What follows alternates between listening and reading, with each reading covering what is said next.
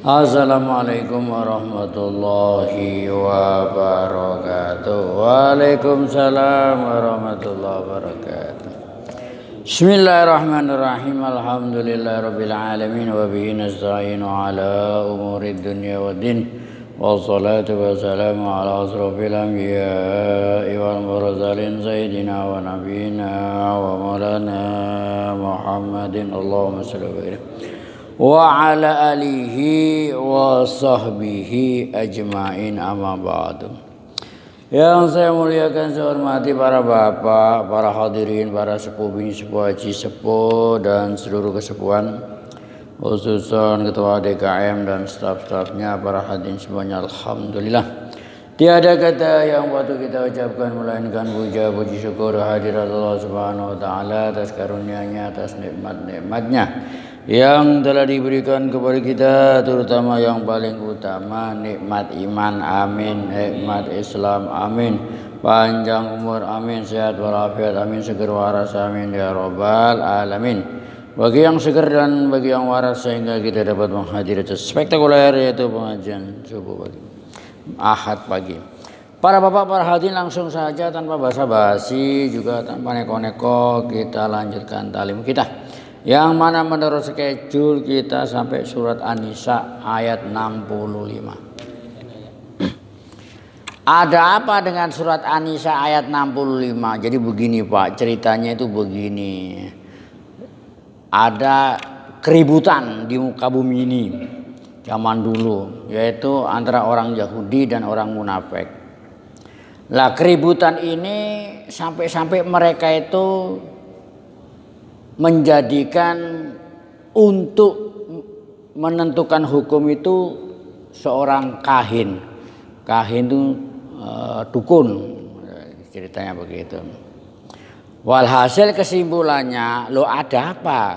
Kok cari juru menentukan hukum, kok cari dukun? Wong di tengah-tengah mereka itu ada seorang Rasul Shallallahu Alaihi Wasallam. Walhasil kesimpulannya ayat turun dan mereka itu salah. Lah kemudian ini Pak dilanjutkan. Qala ta'ala walau annahum idzalamu anfusahum.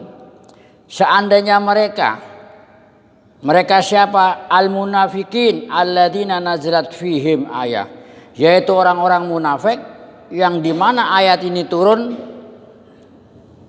tujuannya kepada mereka telah menjadikan togut, yaitu sesembahan atau panutan-panutan selain Gusti Allah Subhanahu wa taala.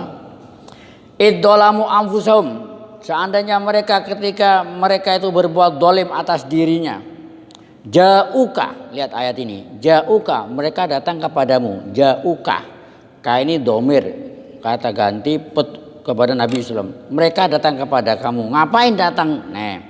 Fastaghfirullah, mereka istighfar, minta ampun kepada Allah. Plus, nah plusnya ini Pak, baca ini An-Nisa ayat 65. Wastaghfaru lahumur rasul, dan Rasul memintakan, karena dia datang kepada Rasulullah, ya Rasulullah, dia sendiri minta ampun sama Gusti Allah, dan orang-orang ini memintakan supaya Rasul memintakan ampun kepada mereka. Nah, nanti nabinya bilang begini, ya Allah ampuni mereka. Lah ini yang didelok. Apa yang didelok? Ini yang dilihat sama Gusti Allah. Kalau Nabi memintakan maaf kepada siapa baik ini umatnya yang minta, maka jawabannya la wajadullaha tawwabar rahima. Ini hasilnya maka Gusti Allah akan menerima tobatnya dan mengampuni dia. Kenapa? Karena mereka telah menjadikan Rasul sebagai wasilah. Ini wasilah itu cerita. Ja'uka, datang kepadamu. Ayat ini banyak Pak, di Ali Imran juga ada. Jadi yang dilihat itu bukan istighfarnya kita, tapi istighfarnya Rasul, karena Rasul memintakan ampunan untuk kita. Itu masalahnya Pak. Lah apa yang diambil dari ayat ini? Idzalamu anfusahum ja'uka, mereka datang kepada kamu. Fastaghfirullah, saya ulangi lagi, mereka minta beristighfar, minta ampun kepada Allah. Wastaghfara lahumur rasul, dan Rasul memintakan ampun kepada Allah untuk mereka. Lah ini lawajadallahu tawwabar rahimah. Berarti fal istighfaru rasul, maka istighfarnya rasul lahum bagi mereka sababun fi taubatillah. Istighfarnya Rasulullah ini sebagai sebab dia dapat diterima taubatnya dan diampuni. Lah masalahnya satu. Apa Pak? Dalam kajian ya. Kalau kita orang aswaja, Ahlus Sunnah wal Jamaah, ayat ini berlaku sampai terus. Ya, sampai sekarang. Itu kan? Sampai sekarang orang diperbolehkan bertawasul walaupun Kanjeng Nabi sudah tidak ada, tapi ada kelompok Islam Protestan, ya, maksudnya tukang protes itu Pak. Ya. Islam Protestan kan istilahnya baru lah. Kalau Kristen Protestan ada. Kristen Protestan itu didirikan oleh Martin Luther, orang Jerman. Dia protes, kenapa kok Tuhannya digantung baik, orang diturun-turunin, kasihan. Ya, karena protes terus, maka dipanggil Kristen Protestan. Ini juga ada Islam Protestan. Kenapa? Karena protes. Apa yang diprotesin? Yang diprotesin ayat ini gak berlaku lagi. Kalau zaman Rasulullah hidup iya. Nah, kata mereka nih Islam Protestan. Tapi kalau bagi kita ini tetap berlaku sampai sekarang. Kenapa? Kata-kata jauka dan mereka datang kepada kamu ini gak ada batasnya. Gak ada tambahan ayat fi hayatihi di waktu hidupnya Nabi. Enggak ada batasnya begitu. Silakan yang ahli tafsir yang ngerti baca tafsir Ibnu Katsir. Di Masjid Al Ihsan tuh ada buku di depan blendrek tafsir Ibnu Katsir. Silakan baca di pas ayat ini. Di situ ada ceritanya Utbi. Utbi ini orang yang datang ke makam Nabi setelah Nabi SAW meninggal 3 hari. Dia mengucapkan ayat ini dan kemudian dia minta ampun. Nah ini sebagai silakan baca tafsir Ibnu Katsir. Jadi ayat ini sebagai istilahnya diperbolehkan tawasul fi hayatihi wa ba'da mamatihi, baik itu di hidupnya Nabi maupun setelahnya. Karena gak ada batasnya. Jauka, kapan saja datang kepada kamu. Allah Ta'ala gak ngasih batas. Lah kenapa kok kamu membatasi? Nah, yang protes ini, gak bisa ini berlaku waktu hidupnya Nabi, tapi setelah wafatnya Nabi gak berlaku. Iku kan jarimu. Apa? Iku kan jarimu. Ngerti gak iku kan jarimu? Itu kan kata kamu. Jadi begini Pak, ini rahasia. Apapun yang terjadi di kalangan internal umat Islam itu al-ikhtilaf la fil ayat walakin fi mafhumin ayat. Artinya perselisihan itu bukan di ayatnya, ayatnya sama. Tapi perselisihan itu adanya di pemahaman. Karena pemahaman orang itu beda-beda Pak. Apa yang saya pahami belum tentu dipahami orang lain. Pemahaman orang kita ahli sunnah ini berlaku sampai baik di masa hidupnya Nabi dan setelah wafatnya. Tapi sebagian kelompok itu tadi Islam Protestan mengatakan tidak, ini hanya berlaku di waktu Nabi hidup. Tapi kalau sudah meninggal orang boleh. Ya enggak apa-apa, itu pendapat mereka. Kita mereka. Ya ini kalau kita yang memperbolehkan ini kelompok aswaja, Ahlus Sunnah wal Jamaah. Tapi saudara kita dari kelompok Islam Protestan orang boleh. Ini hanya berlaku di ketika Nabi hidup. Ya, itu pemahaman beda-beda. Yang penting ojo mengso. Tidak memaksakan diri, biarin aja. Pikiran orang itu beda-beda. Pak tak kasih tahu Pak. Nabi Daud alaihissalam kurang apa? Kurang apa Pak Nabi Daud Pak? Dipuji-puji sama Allah Ta'ala. Ya di surat Shad itu. Nabi Sulaiman kurang apa? Kan ya hebat Pak, sampai Allah Ta'ala muji Nabi Sulaiman, nikmal abdu innahu awwab. Wah ya. Tapi pikirannya beda-beda. Nah, seperti kasus ini Pak, kasus ada orang punya sawah, si A punya sawah, dan si B juga punya wedhus. Lah wedhusnya ini apa? Wedhusnya si B ini makan makanan di yang si A ini Pak. Wah, kesimpulannya saya simpulkan saja karena saya tidak terbiasa lama-lama kan, sudah tahu Bapak kan sudah. Lah iya. Lah ini bagaimana ini?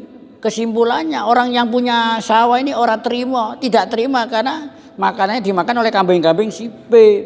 Keputusan Nabi Sulaiman, kambingnya milik dia. Kambingnya milik dia, milik si A. Kenapa? Kambingnya makan Orangnya keluar pucat Pak, nangis Pak, dalam riwayat ketemu Nabi Sulaiman putranya, ada apa?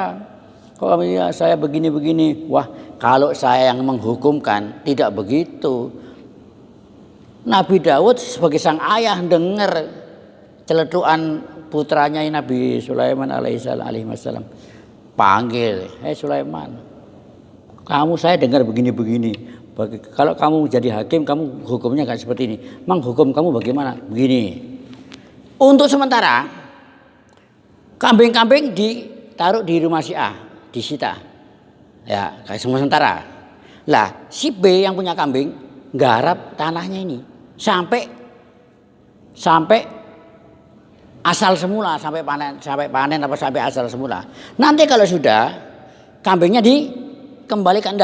Apa yang dihukumkan oleh Nabi Sulaiman menurut pemahaman beliau alaihissalatu wassalam ini lebih bijak daripada keputusan Nabi Daud. Nah, lihat ayatnya.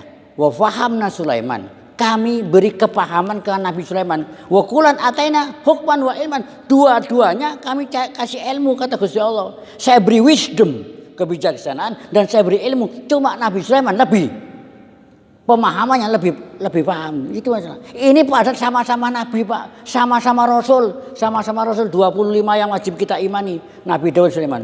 Wa fahamna Sulaiman. Kami kasih kepemahaman yang lebih kepada Nabi Sulaiman. Wa kulan, dua-duanya kami kasih ilmu, tapi pemahaman beda-beda. Itu masalah. Lah, dengan seperti ini Pak, ojo makso. Jangan memaksakan kehendak, lah biarin aja sendiri-sendiri gitu loh. Apalagi orang dicap masuk neraka. Memang neraka milik moyang lo. Kan ya begini. Hah? Lo iya tak kasih tahu lo ya apa. Silakan baca Quran itu, surat Ahqaf kan itu. Itu gara-garanya turun. Rahasia. Waduh, saya gak biasa panjang Pak, bagaimana ini? Terakhir. Jadi kisahnya itu saudara sesusu Nabi Sayyidina Utsman bin Maz'un meninggal. Ada maknya atau bibinya atau wanita muji-muji. Hani'an laka ya Utsman. Weh Utsman, kamu luar biasa, kamu di surga. Lah, ini Nabi dengar Pak. Nabi dengar. Udah gak usah ngomong tahu dari mana kamu kalau dia di surga. Lah, jadi memastikan orang ngecap ahlul jannah. Ora boleh ngecap apalagi ngecap ahlunar, ora boleh Pak. Lah yang dicap kagak mau. Ya, kan ya begitu. Memastikan. Ya, itu semua itu hak prerogatif Gusti Allah Subhanahu wa taala. Nah, setelah ngomong begitu, ada lagi kisah riwayat lain, seorang mati syahid di peperangan. Ibunya bilang, "Waduh, putraku, sekarang kau telah menjadi burung dari burung surga." Nabi ora respon dengan ucapan ini sampai mengatakan, tapi rahasia Pak ya, ini internal kita ya. Sampai Nabi mengatakan wala adri ma yuf'alu bi wala bikum. Gak usah ngomong begitu, saya sendiri ora tahu nasib saya itu bagaimana. Ini Pak, ayat ini Pak ora paham orang Pak. Yang Islam ora paham dan yang apalagi orang kafir ora paham. Karena Pak ayat ini dibuat dalil seakan-akan kita ini gak punya pegangan. Wong nabinya sendiri, rahasia Pak ya. Wong nabinya sendiri gak tahu nasibnya bagaimana. Silakan baca surat Ahqaf ya. Wala adri, la adri, aku gak tahu. Ma yuf'alu bi wala bikum. Aku gak tahu apa yang dikerjakan Tuhan. Lah setelah itu turun ayat baru. Apa?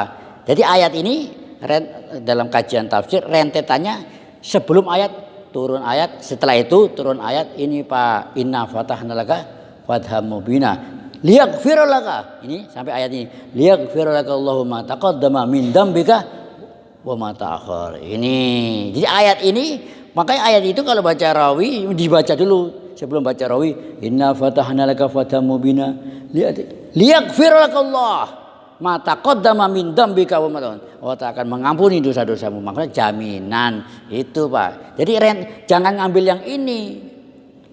Kalau ngambil yang ini, gak ngambil yang ini, ya orang paham orang, itu ceritanya. Jadi ayat ini bisa dipelintir-pelintir, baik orang Islam sendiri, apalagi non Muslim atau orang sendiri, dia akan mengkritik, akan memprotes orang-orang yang selalu gambyok kepada Kanjeng Nabi SAW. Tahu gambyok?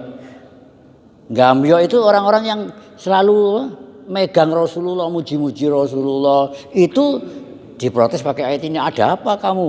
Nah, orang Nabi sendiri gak tahu nasibnya. Nah, ini ayat sudah gak berlaku. Karena apa? Sudah turun ayat sebelumnya jaminan dari Gusti Allah Subhanahu wa taala. Apa? Liyaghfirakallahu ma taqaddama min dzambika wa ma ta'akhkhara. Sebenarnya ini panjang ceritanya, Pak. Cuma saya tidak terbiasa, ya. Karena saya gak terbiasa, saya bisa sampai di sini. Assalamualaikum warahmatullahi wabarakatuh.